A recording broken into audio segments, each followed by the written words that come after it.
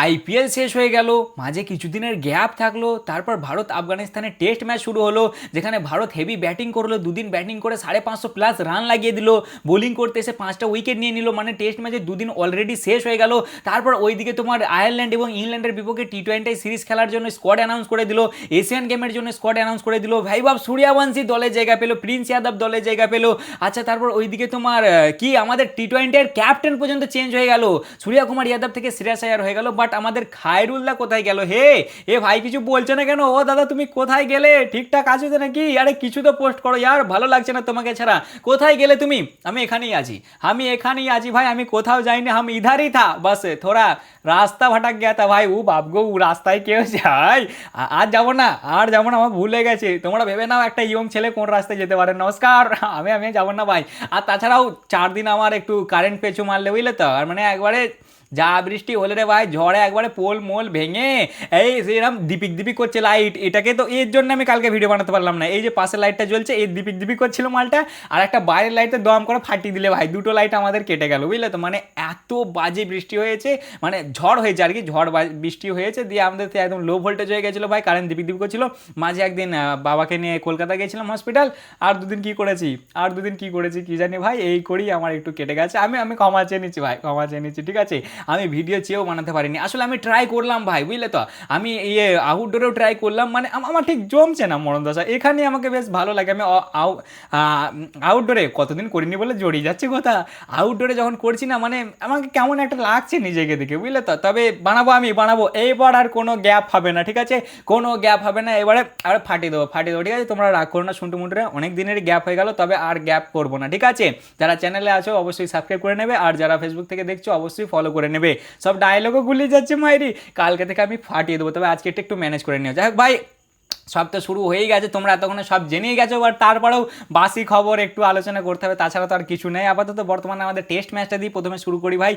2-4 দিন নয়, ভালোই গ্যাপ ছিল, 6 দিন গ্যাপ ছিল মনে হয়, না 6 দিন না 5 দিন গ্যাপ থাকার পরে আমাদের টেস্ট ম্যাচ শুরু হয়েছে আফগানিস্তানের বিপক্ষে, যেখানে ভারত প্রথমে টস জিতে ব্যাটিং নিয়েছিল। ব্যাটিং নিয়ে একবারে মানে চুমু ব্যাটিং হয়েছে, চুমু 3-4টে তো চুমুগুলো কতদিন জমি রেখেছিল, 3-4টে চুমু তো ভাই এদের জন্য এবারে চড়া ব্যাটিং হয়েছে ভাই। মার মনে হচ্ছে পাকা রাস্তায় দিয়েছি খেলতে, মার তো মার। যেমন গিলছনা মেরেছে সেরকমই জামাইদা মেরেছে, সেরকমই পান্দা মেরেছে। পান্দা বলছে টি-20 কুসব আমার হবে না, আমার দ্বারা আমাকে টেস্ট দে। সেরকমই সাই সুদর্শন মেরেছে, আর সেরকমই ওয়াসি মেরেছে। সবাই মিলে আবার ধাগা খুলে দিয়েছে। আর বোলিংয়ে মানব সুদার যে ডেবিউ করেছে, সেও সেটা ভেঙে দিয়েছে। আবার টপ ক্লাস পারফরমেন্স হয়েছে। দুদিন শেষে আমরা বর্তমানে ভালো পজিশনে আছি। একটু ফার্স্ট থেকেই বলি তাহলে, হ্যাঁ ভাই, তোমরা শুনে রেখেছো, তাও আমার জন্য একবার প্লিজ শুনে নাও, নাহলে আমার কেমন হবে না আমি না বলতে পারলে, ঠিক আছে। দেখ ভাই, প্রথমের দিনে আমরা টস জিতেছিলাম, টস জিতে আমরা ব্যাট করবো বলেছিলাম প্রথমেই, আর ব্যাট করতে লেবি ভাই প্রথম দিন শেষে 368 রানে 3টে উইকেট 85 ওভার শেষে। গিলদার 103 রান আর পান্তার 50 রান দিন শেষে, এটা ছিল আমাদের। আর তার আগে আমাদের জামাইদা মেরেছিল 100, সাই মেরেছিল 81, আর জয়সওয়াল মেরেছিল 24। ভাই সাহ, প্রথম দিন শেষেই একবারে একটা তাগড়া পজিশনে ভাই, বুঝলে তো। আর সেখান থেকে মনে হচ্ছিল যে এদের একটু চাপ তো আছে। আর হ্যাঁ রে ভাই, আফগানিস্তান বলারা দেখ, তোদেরকে রোস্ট তো করবো না, কারণ ভারত আফগানিস্তান ভাই ভাই ভাই, ওদেরকে একটু ভালো লাগে আমাদেরকে, ওই জন্য আমি ওদেরকে রোস্ট করতে পারবো না। খালি একটা কথাই বলবো, তোরা কি বন্ধু রিভিউ নিতে জানিস না ঠিকঠাক? হ্যাঁ রে, একটু রিভিউ দিতে জানিস না কি? মানে দ্বিতীয় দিনে এসেও ভাই দুটো রিভিউ প্রথমে, একবারে ভাই যেটা নেওয়ার দরকার নেই সেটা নেই, আর যেটা নেওয়ার দরকার সেটা নেই না। মানে এরা কি করছি ভাই, তোরা কি করছিস বল? একই তো স্টেডিয়াম, মোটামুটি অনেকটাই ফাঁকা, সেরকম ক্রাউড নেই ভাই, ঠিক আছে। বিরাট রোহিতকে ছাড়া সেরকম ক্রাউড করা একটু তো মুশকিল আছে, আর এটার অত হাইপও নেই, ওই জন্য অত ক্রাউড নেই, এটা ভাই ফ্যাক্ট, ঠিক আছে।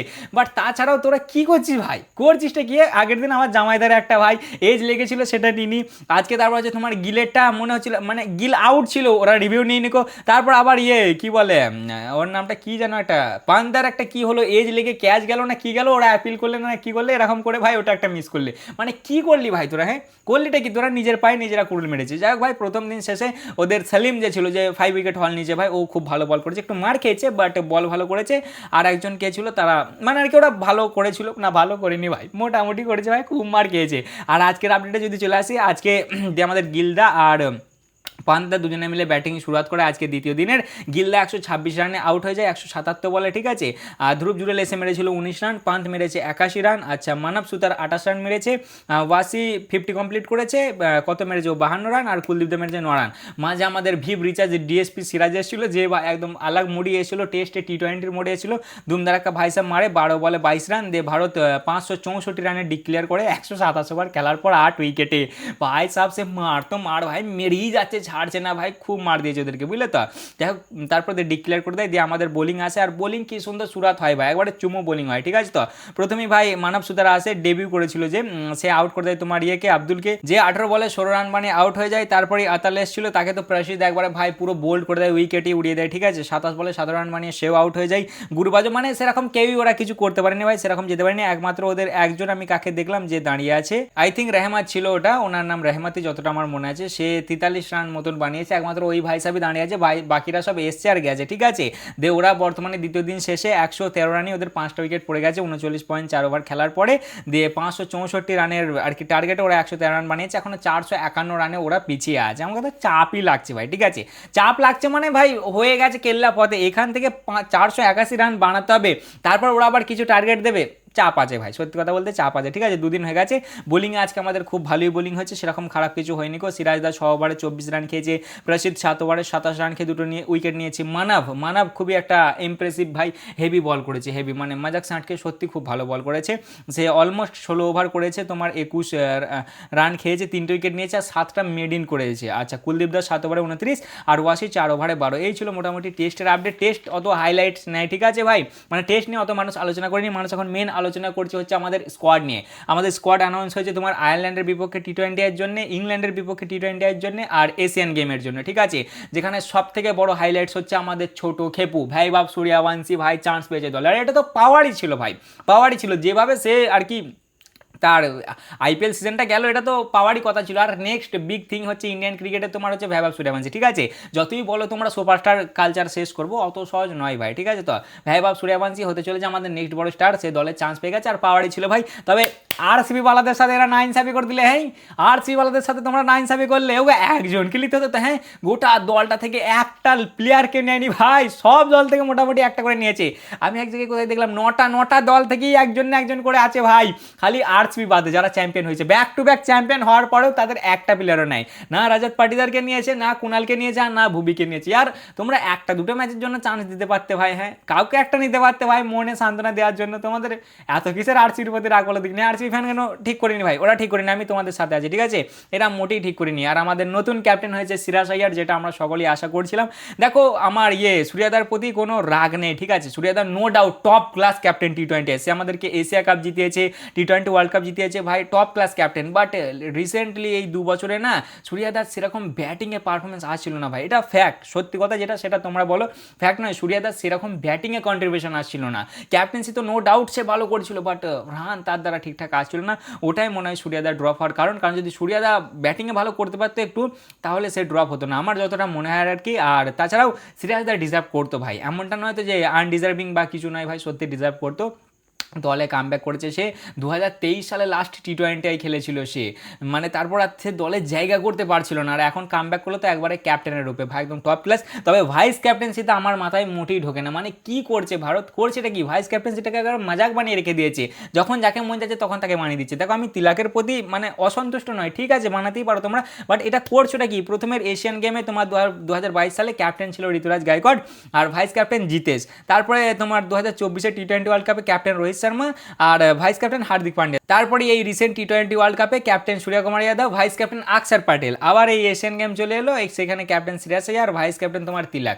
না মানে ভাই ঈশান কিষান আছে দলে, সঞ্জু স্যামসন আছে, এখন তিলককে মানে কি তোমরা করো কি জানি ভাই, যা আমার কিছু বলার নেই, যা ভালো বুঝেছো তোমরা করেছো।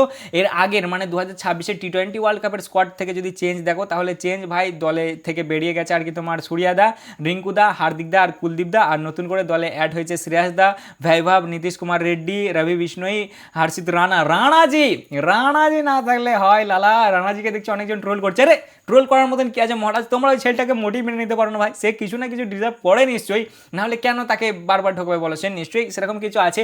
আসলে রানাজিকে দলে নিয়ে আসে ভাই একটা এমন একটা বোলার যে নিচের দিকে এসে কন্ট্রিবিউশনটা ভালো করে করতে পারবে, বুঝলে তো। তোমরা মহারাজ খালি রানাজির পাশেই হাত দিয়ে পড়ে যাও যে ও 5 মাস খেলেনি 6 মাস খেলেনি ডাইরেক্ট করেছে তো কি হয়েছে ভাই বলো, রানাজির সাথে আমি আছি সাপোর্টে, মানে অ্যাড করেছে আর কি, রানাজিকে অ্যাড করার পাশে আমি আছি, আমি কেউ নাই তো কি হয়েছে, আমি আছি রানাজির পাশে, ঠিক আছে আর ভালো ছেলে ভালো খেলে নিয়েছে, ঠিক আছে। যাই হোক এবার আসা যাক স্কোয়াডের দিকে। স্কোয়াড তো তোমরা আশা করি তোমরা সকলেই দেখে নিয়েছো, তারপর একবার আলোচনা করি। আর হ্যাঁ, এসব করার আগে আফগানিস্তানের বিপক্ষে আমাদের ওডিআই সিরিজ আছে, যেখানে খুবই একটা দুঃখের খবর আর কি বেরিয়ে এসছে যে বিরাটদার জায়গায় রিপ্লেসমেন্ট হিসেবে নিয়ে আসা হয়েছে জয়সওয়ালকে, কারণ বিরাটদার ইঞ্জুরি, বিরাট কোহলি ইঞ্জুরির কারণে ভাই খেলতে পারছে না। মানে কেমন লাগে বলো দেখিনি ভাই, 100 সেঞ্চুরির স্বপ্ন ভাই মনে হয় না আর পূরণ হবে বলে, না হবে হবে কি হয়েছে, একটা সিরিজ মিস হয়ে যাতে কি হয়েছে, বিরাট দা ফাটিয়ে দেবে। যাই হোক এবার চলে আসি মেন আমাদের স্কোয়াডের দিকে। আমাদের আয়ারল্যান্ড এবং তোমার ইংল্যান্ডের স্কোয়াড অলমোস্ট সেমই, খালি তোমার ওই এশিয়ান গেমের জন্য একটা দলে চেঞ্জ আছে, সেটা হচ্ছে তোমার সিরাজ আর প্রিন্স হতে নেই কো, ওখানে বুমরা দা আছে। প্রথমে আমাদের স্কোয়াড হচ্ছে তোমার সিরাজ দা ক্যাপ্টেন,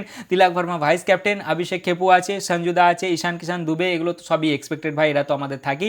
নতুন করে নীতিশ কুমার রেড্ডি এসছে, অক্ষর দা আছে, ওয়াসিফ, আচ্ছা ভরুণ দা আছে, বৈভব সূর্যবংশী প্রথম প্লেয়ার নয়, সব থেকে কম বয়সী প্লেয়ার যে দলে ডাক পেয়েছে, আর আই থিঙ্ক সে ডেবিউ করে যাবে, কিন্তু খেলাবে কাকে এটা আমরা পরে আলোচনা করবো যে কেমন প্লেইং 11 হতে পারে। বর্তমানে বৈভবকে নেওয়া হয়েছে, রবি বিষ্ণোই, মোহাম্মদ সিরাজ, হর্ষিত রানা, আরতিপ পাজি এবং প্রিন্স যাদব, এটাই হচ্ছে আমাদের বর্তমানে স্কোয়াড। তোমরা তো সবাই দেখে নিয়েছো, কার কেমন লেগেছে অবশ্যই জানাবে, ঠিক আছে। সূর্যদার জন্য একটু তো খারাপ লাগছে, বাট সূর্যদা যা করেছে আমাদের জন্য অনেক ভাই অনেক, ঠিক আছে। মানে ওই 30 বছরের টি-20 ডেবিউ, 31 বছরে মেড ইন টি-20 100, 32 বছরের নাম্বার 1 টি-20 ব্যাটার, 33 বছরে ইন্ডিয়ার ক্যাপ্টেন হওয়া, 34 বছরে তোমার এশিয়া কাপ জেতানো, 35 বছরে ওয়ার্ল্ড কাপ জেতানো, এনাফ করছে, ঠিক আছে। তাকে অত ভাই দয়ার চোখে দেখার মতন কিছু নাই, সে যথেষ্ট করেছে, যথেষ্ট, ঠিক আছে। তার জন্য কেউ মন খারাপ করো না। তবে ভাই আরসিবি পালাদের সাথে তো খারাপ করলে এটা ভাই, বুঝলে, একজনকে তোমরা নিতে পারতে বড় ভাই। তা মোটামুটি এই ছিল ভাই ছোট করে আলোচনা। আসলে আমি এই ভিডিওটা বানাতে না আমি মনে হচ্ছে ভাই সাগরের মধ্যেখানে চলে এসেছি, বুঝলে তো, চারিদিকে খালি মানে আপডেট, আমি কোন দিক থেকে কি শুরু করবো বুঝতে পারছিলাম না, ওই জন্য আজকে একটু হজবরল হয়েছে, কালকে থেকে মহারাজ ফাটিয়ে দেবো, ঠিক আছে। তো তাই এই ছিল মোটামুটি আজকের ভিডিও, কারণ আমি খেয়ে খুঁজে পাচ্ছি না কোন দিকে যাবো। কেমন লাগলো অবশ্যই জানাবে, ভালো লাগলে লাইক কমেন্ট শেয়ার অবশ্যই করবে। দেখা হচ্ছে আবার পরের ভিডিওতে, চলো ততক্ষণের জন্য টাটা।